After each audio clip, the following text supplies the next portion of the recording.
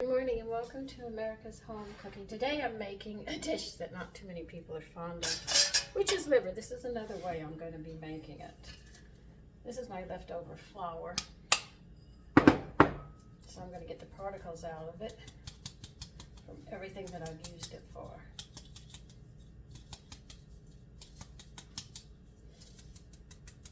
You know, it's funny, liver is one of the most important organs in the body. And yet people don't eat it, but animals know it to be.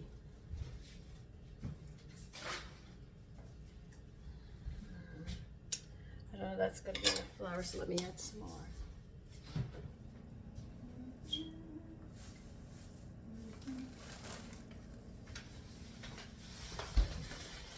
I have my almond oil. I'm going to fry this up. I'm making a gravy with it today.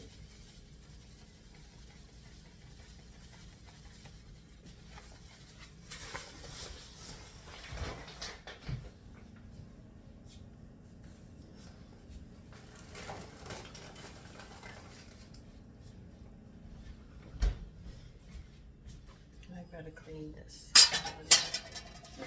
Then just add salt and pepper to the flours.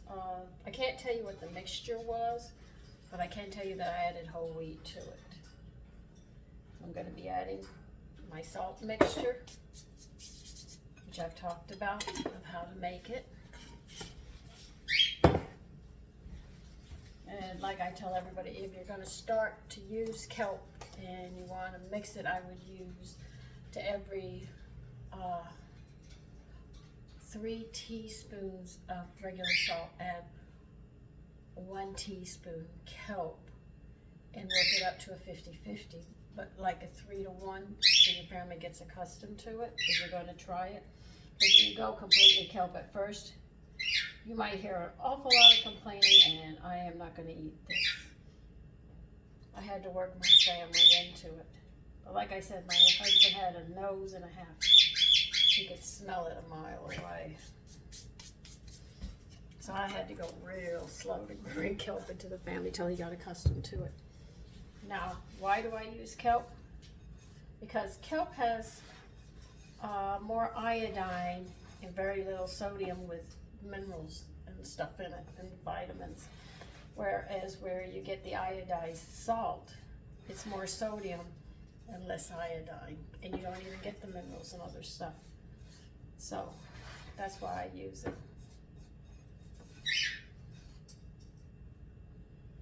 And sodium,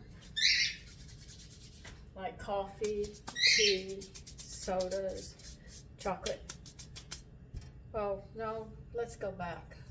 Sodium. Everything that you practically buy in canned foods, because we're not talking about chocolate and caffeine, sorry about that. Iodized salt, you put salt into food. If you buy pre-packaged, they're using salt, but they're not using iodized salt. You see? So by doing it from scratch and you use the iodized salt, you control the salt, because salt causes high blood pressure. The sodium in it. The sodium is actually what does it. That's why the kelp is so good, because the sodium is like, shoo, but the iodine and minerals are up. This is why it balances out better. Now, if you have high blood pressure, they're going to tell you to limit your salt. They're going to tell you you can't have coffee, you can't have tea, because caffeine and chocolates and other things that I have mentioned, as well as coffee and tea, have a high caffeine, which is going to trigger your blood pressure to climb. Sodium is going to cause your blood pressure to climb. These are two things because we're using too much of it. I have talked about how in the olden days they didn't salt the food unless they were smoking it, curing it. I was trying to find the right word. And they had little dishes, little tiny dishes that were really heavy, and they had 1/4 of a teaspoon on it. That's where people salted their food. So when you read old recipes, you're not going to find salt written there in it because they didn't use it. They brought it to the table. And their desserts didn't really have salt. But when you think about it, there is so much salt in everything you eat. There's also the sodas, also canned goods, preserved foods. But remember, when they add salt, they're not using iodized salt. They're just using regular salt, so you're not getting the iodine. Whereas when I do it this way, I do get it, and I control it. like I told you, I had some mushroom coffee, but I didn't know that they had sprayed. I don't know how they did it, but they took the coffee and they sprayed it onto the mushrooms. I didn't know it had caffeine. I had 2 cups. I went to the doctor. My blood pressure was way over 200. He said, "Are you on blood pressure medicine?" No. I just came off of it, you know. And he said, "Are you having this problem? You having that problem?" I said, "No, I'm not having any problems." But now the only thing I did was sit down and say, what did I take to do this? And I had one thing. So I went home and investigated, and sure enough, it had caffeine in it. And that's what I reacted to. He didn't bother to say, what had I done differently in my diet to have caused this? He just jumps and makes an assumption.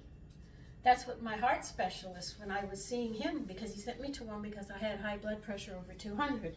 And over 200 was the low number. I'm not going to tell you what the top number was because that's even higher. And one day I decided not to have coffee or tea. I didn't want it, and I was on this blood pressure medicine and water pills because I swelled up from the medicine.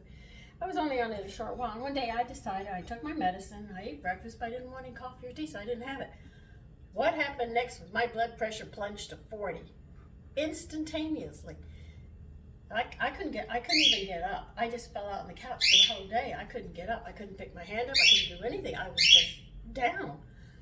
So what happened was the next day I said, I'll have a cup of coffee. And I took my medicine like he normally told me to do. And sure enough, my blood pressure was 120 over 80. So I said, okay, I'm going to take my medicine again. And I'm not going to have coffee or tea. And sure enough, my blood pressure dropped back down to 40. So I called my heart specialist, and I told him what was going on. And he said, maybe we should cut your medicine in half. And he said, well, what happened when you came off the medicine, when you didn't have the coffee and you were on the medicine? I said, it plunged down to 40. He said, that's dangerous. I said, I know. That's why I'm calling you. And he sat there and then told me to come off all medications, and he wanted a week to 2 weeks worth of me recording my blood pressure. And within 10 days, my blood pressure, after having the last cup of coffee with caffeine in it, it went down, way, way down. So I just avoided things with caffeine. I mean, I just cut it out of my diet. It didn't matter. But when I heard about the mushroom coffee, I said, this is great. I'm going to be able to have coffee. I don't have to have it every day, but if I want it, I'll be able to have it. Well, I had 2 cups the day before I went to go see my doctor. And that's why it was up. And he said, are you on this medication? You're going to take this medicine, and I'm going to see you in 3 months. You hear me? You're coming here. And I'm saying, who are you to tell me you're not my husband, and you are not God, and you are not Jesus? Now, I know the people I had to answer to once I became an adult. That was my husband, and God, and Jesus. So I was angry with him. So I came home, and I did research, and I found out that the mushroom coffee that I was taking had caffeine in it. So they sat there, and I called them and said, look, you got to cancel this order because caffeine to me is poison. I said, I take a sip of that, and my blood pressure hits 200. That's the bottom number. And she said, well, we make one that's chicory root. I said, okay, I'll try it. She said, there's not a drop of caffeine in it. I said, are you sure? Because I'm going to react to it if it is. Said, there's no caffeine. So I proceeded, and I said, I remember chicory root. Frontiersmen used that because they couldn't always get coffee. And they said, if I remember correctly, chicory root tastes like coffee. Now, yeah, I'm going back on memory on things I had learned in the past. And said, so let me check it out just to make sure. And sure enough, chicory has potassium. Now, what does potassium do for the arteries and the veins in your heart? It quiets it. That's what it does. It actually quiets the heart and your blood vessels and stuff, so your pressure isn't up. So this is why I'm looking forward to getting this other coffee made with chicory, and I'm hoping to see what it will do, and I will keep track of my blood pressure. But anyway, that was history. So I wasn't on blood pressure or water pills very long, very short time, but I remember that even with the water pills and stuff, my legs stayed swollen every time I wore a sneaker or a sandal, wherever the shoe touched my foot. I ended up with blisters. It came to the point where I couldn't walk. I was very upset with it, and I was saying, no, I'm not going back on this. No way. There's just no way I can do this. I can't. I just figured whatever was bothering me, I would just cut out of my diet. So I use a lot of kelp.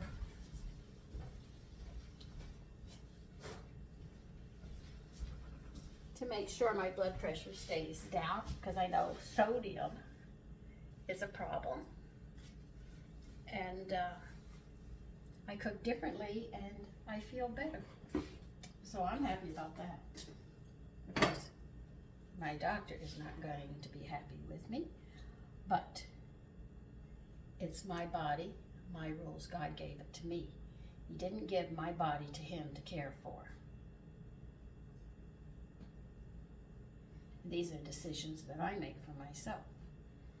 I just eliminate what will be bothering me.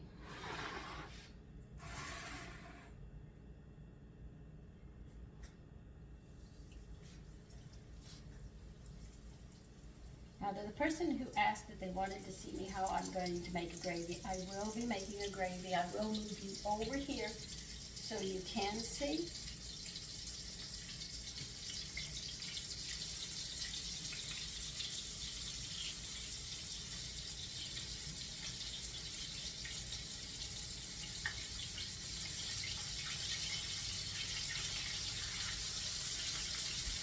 So see, sometimes it's just food or something that you've eaten that has given you a problem, and your body might be sensitive to that food. You can, by eliminating the cause or what's causing the problem, it gives you time to repair your body and get it back on track. And that's what I did.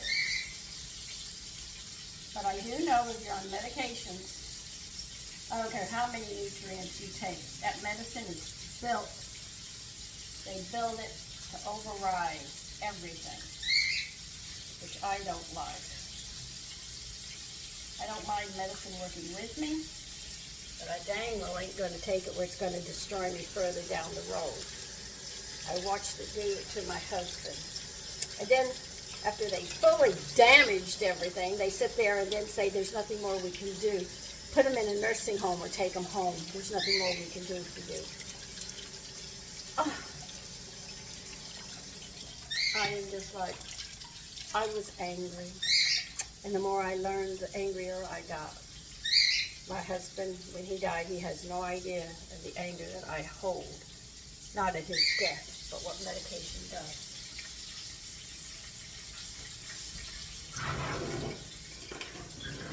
I'm not telling anybody to stop it. It's your choice. It's not my choice to use, because you're an adult. I'm just talking about myself.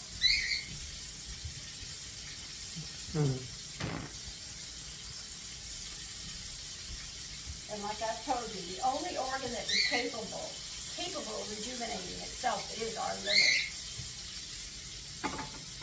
And without that liver, we can't get the enzymes that we need to fight infections or break food down or get organs to cleanse themselves, new cells to be developed or anything. The brain does a lot, so does that liver. That's why it's so large. It has a lot of work to do.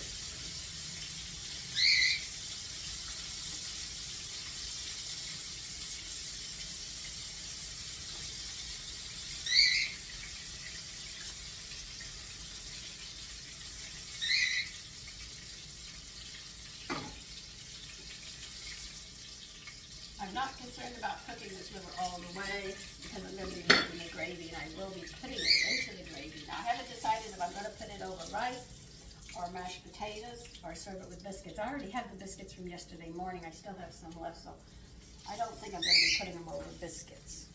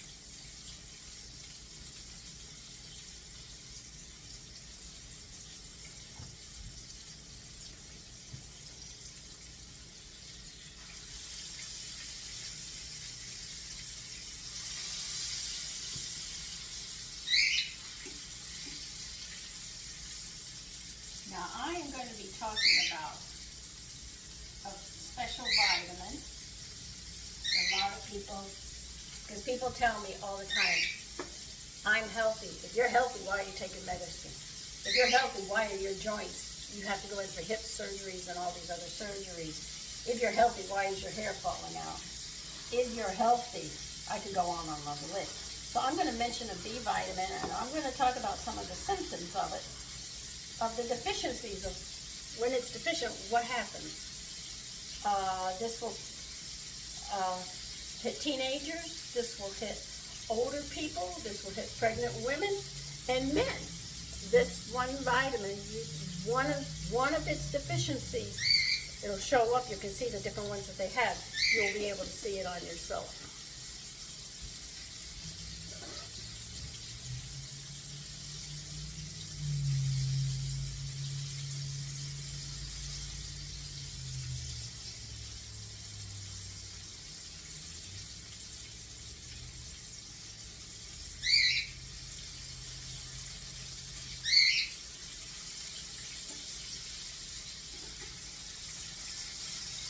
Some of the symptoms is oily skin, morning sickness, prenatal mask, piles. These are just a few of the symptoms of this one vitamin I'm going to be talking about.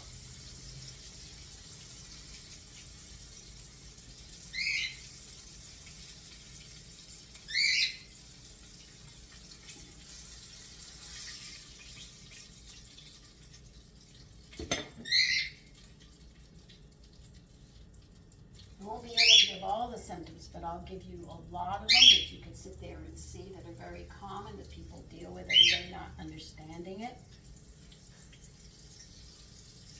Like, I just heard a lady talk about glycerin. She said, if you look at all the makeup, they always have glycerin in it. And what it does is it puts moisture, holds moisture onto your skin. I don't use glycerin. I use lanolin. If you compare the two, lanolin's better. Lanolin draws the moisture into every layer of your skin. Every layer. Where glycerin just sits on the top to keep it moist while you put makeup on.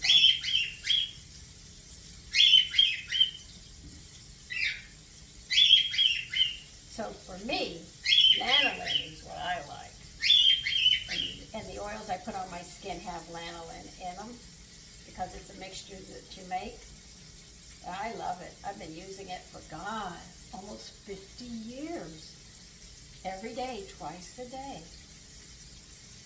And it's good for the whole body. I mean, once a week, or the summer I don't because it's too hot. But I'll sit there and once a week put it all over my skin. After a hot shower, it's very nice. And you go ahead and go to sleep, and when you wake up, you will not believe the radiance of the beautiful skin that you have. But lanolin absorbs into all of the skin layers, but glycerin in the makeup only holds moisture on the top. So you're still going to get the wrinkles because you're not feeding all the way into it.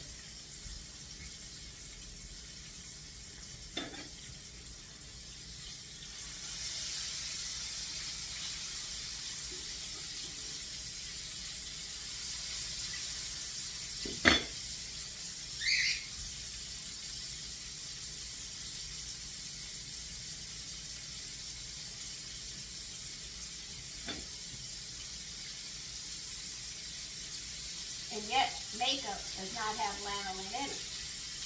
That's why on Thanksgiving, when I was doing Thanksgiving, I said I was going to give my subscribers a gift. I spelled out the lotion, I said, and look it up on Google. That's where it's at. So we looked there, and we were watching that video of my Thanksgiving. I think it was when I was doing the stuffing. When I was making the stuffing, or when I stuffed the turkey, because I make my stuffing the day before I stuff the turkey to cook. But anyway, I had mentioned it, and I spelled it out for you to find, and that's what I've been putting on my face for 50 years. And I don't cover it up either. What you see, this is me. I don't put makeup on, I don't put stuff around here or anything else.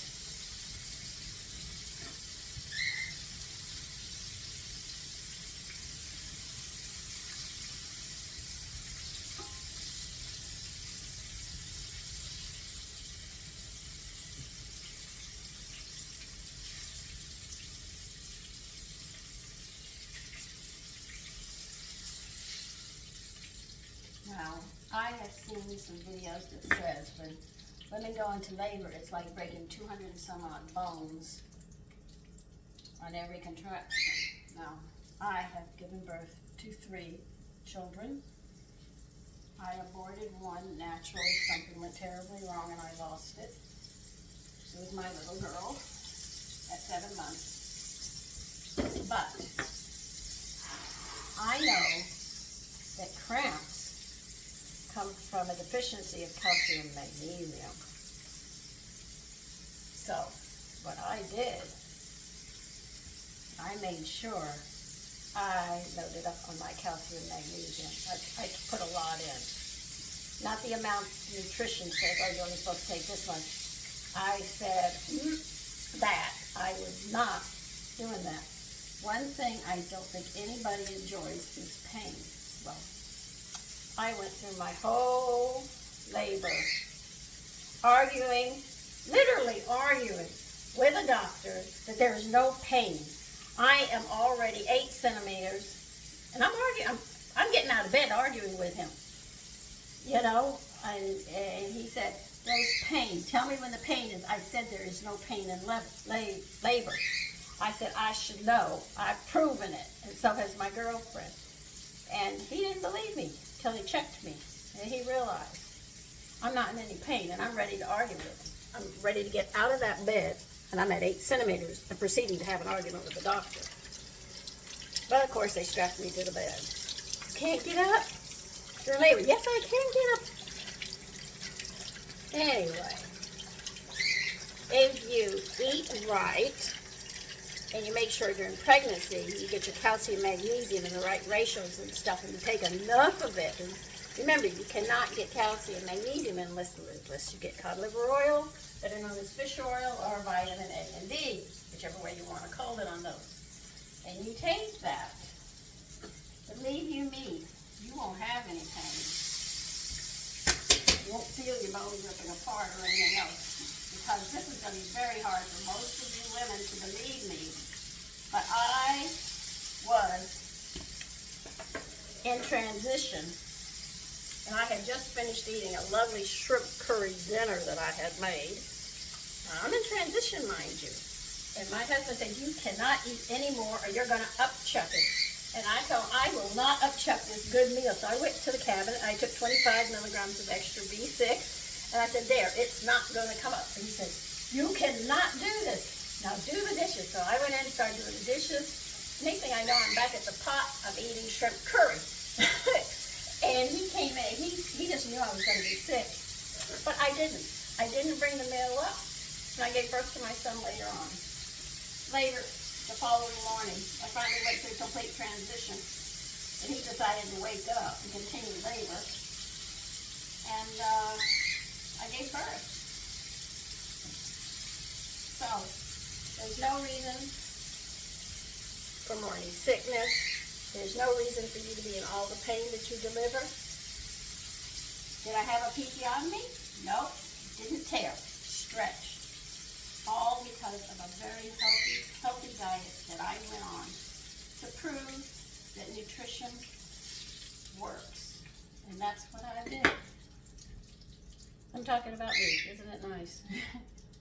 And I do this liver frying up. But anyway, it really does work. I had Elizabeth, my girlfriend, she said, "Sadie, I want to have a baby, but I don't want to go through that pain either." And I said, "Well, what do you want?" She said, "Would you give me that diet?" And she said, "Listen, I'm notorious for not carrying you through anything, so you're going to have to be on my case every week to make sure I stay on this diet." I said, "Are you sure you want me to?" She said, "Yes, I'm going to need you to do that for me." Well, I did, and her labor went just like mine.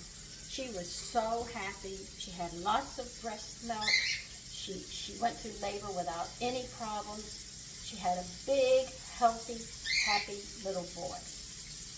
And his name was, Alexander.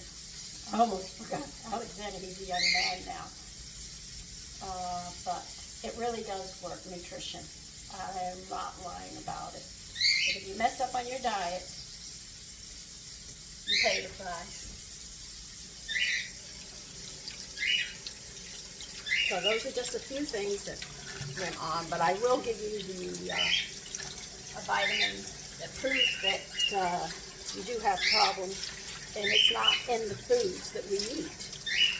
At least it's supposed to be in the whole grains and stuff, in the flours and stuff, but they take it out, but they never put it back, so women have these problems.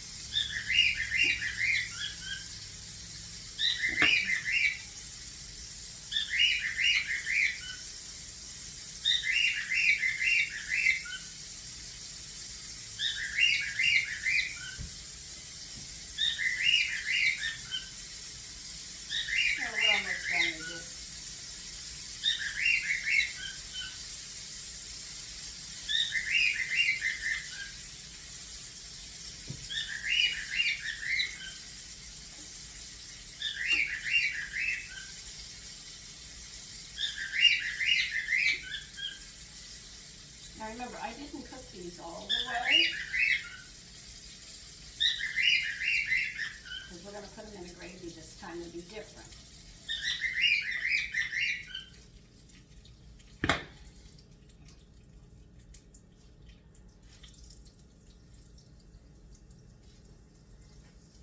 Okay, and we'll save this flour for a rainy day again.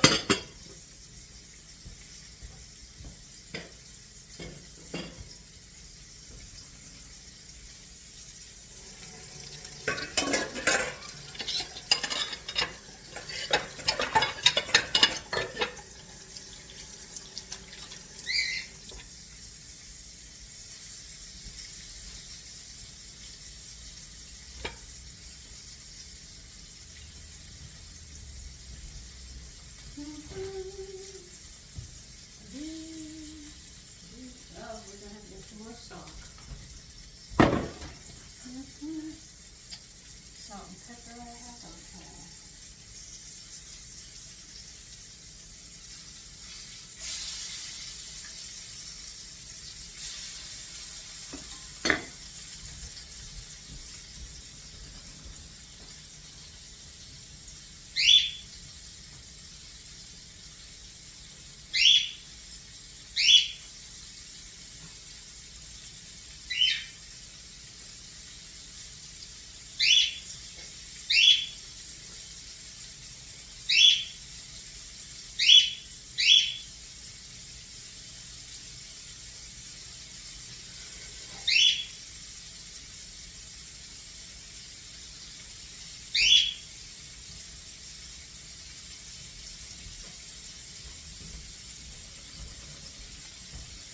Bet you thought I forgot about you. I didn't.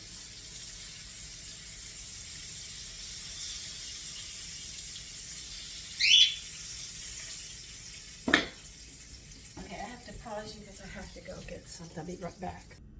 Okay, I had to get another pan because this isn't going to hold all my lips. Whoa! This is not going to hold all that I'm doing. The liver won't hold in here with the lid, so if I fried it in there, I am going to take about, I have about 2 tablespoons of the oil that I cooked it in. The stuff that sticks on the bottom of the pan are called your drippings. Alright, so as you can see, this is about 2 tablespoons that I have. I'm going to heat it up and add 2 tablespoons of flour in there.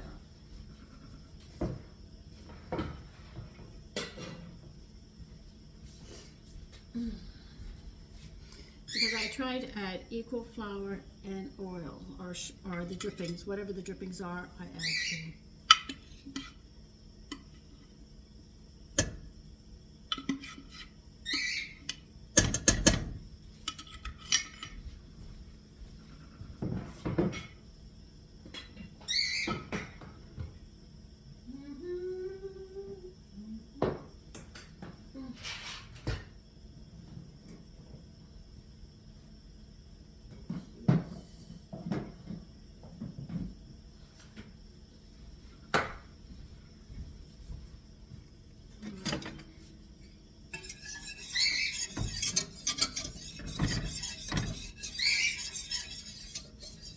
Now I have to cook this flour.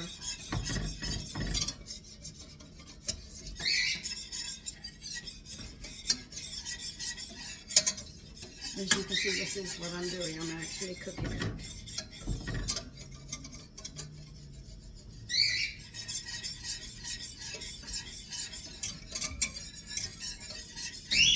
Now you have to wait till this cooks, and then you'll get like a toasty smell, and then that's what you're looking for. So it's going to be bubbling.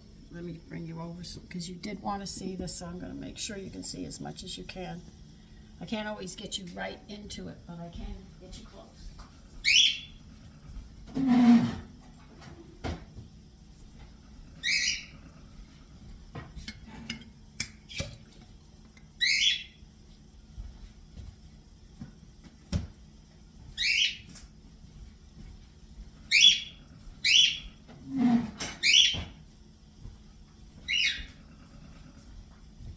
Like to add their seasonings when they're doing this part, but usually the drippings have such a nice flavor that you usually don't have to. I need to add some more flour. I have a little more oil than I thought. Oh, we should call it by its proper name, drippings.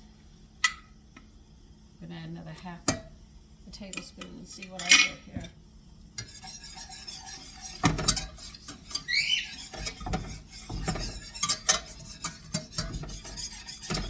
Now remember, the more flour you add, the more liquid you're going to have to add.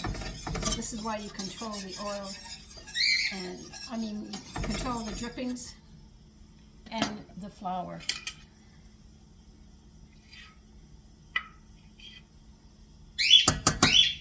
Shit, I'm not adding anymore. That's it.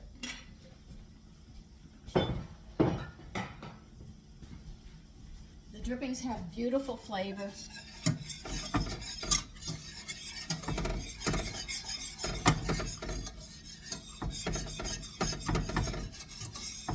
Some people like to add their seasonings here and cook it at this point. I add mine after. Now it's getting thick the way I want.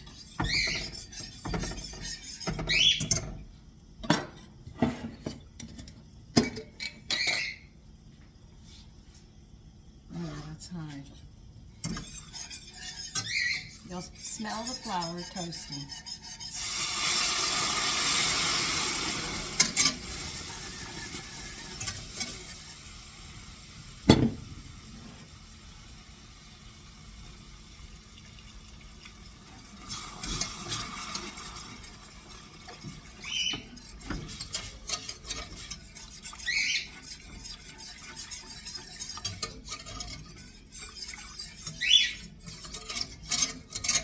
Now this gravy, I'm just adding some more salt and pepper to it because the stock has flavor as well. The liver's already got flavor, and I also soaked my liver an hour in yogurt to take a lot of the rawness out of it because it has enzymes in it. Yogurt and buttermilk, you can use either one. They're interchangeable when it comes to doing that.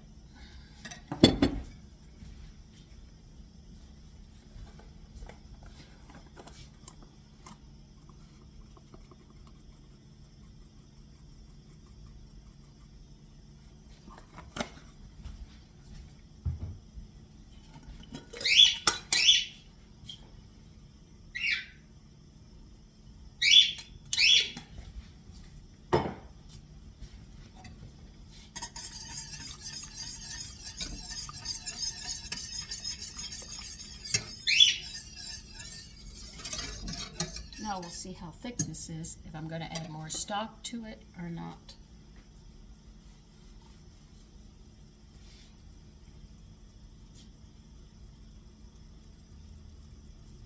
Now, if you're worried about the fat content because you have a cholesterol problem, but you love your gravies,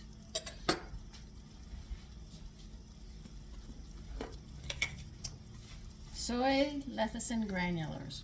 These are made up of choline and inositol, which are 2B vitamins. The brain needs it, and it eats fat up. So if you're worried about it, dump a spoonful in. That's all you have to do. What will it do to the gravy? You have to give it time to dissolve. This is a little too thick. I want it a little thinner than this.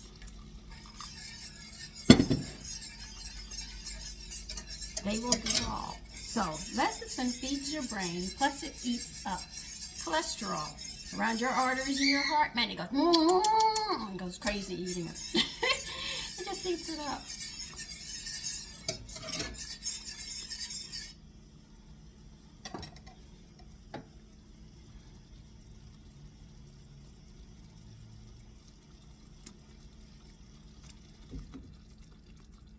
I'm going to finish cooking these in here.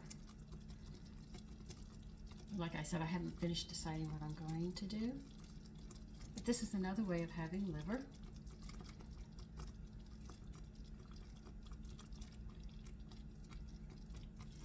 My fingers are a little hot.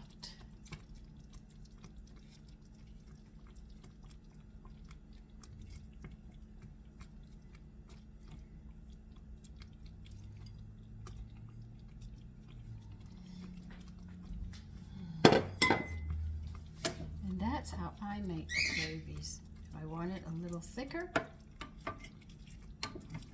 I can't do anything. But if you want it thinner, you can. But you have to remember, once you thicken it up, you thin it out to what you want. But if you overdo it, you really can't go backwards. I mean, you can add cornstarch and stuff, but it does take away from the flavor somewhat in that aspect. So always better to keep it a little on the thick side. And then as you look at it, you can say, I can add a little more. I can add just a little more, but play with it and get an idea. Anyway, this is going to be what we're having today. Now, I just haven't decided I'm going to serve it over mashed potatoes or serve biscuits. I really don't want to do biscuits because I already have biscuits in the refrigerator. So probably mashed potatoes will go with it today. So I'm going to let this simmer, but that's how I make a gravy. I hope this helps the person that asked me, because they did ask if they could see the steps because they weren't sure how I made my gravy. But if you worry about the cholesterol, get soy lecithin granulars, and like I said, throw a tablespoon into the gravy. If you like gravies and doctor says, you know, there's fat in the gravy and you got a cholesterol problem, if you do that, you should be fine, because this feeds the brain, and like I said, it just eats up all that fat around the heart and the arteries, where it leads up and clogs your arteries. This eats it up. Anyway, take care while I still decide how I want to finish this dinner up. Bye-bye.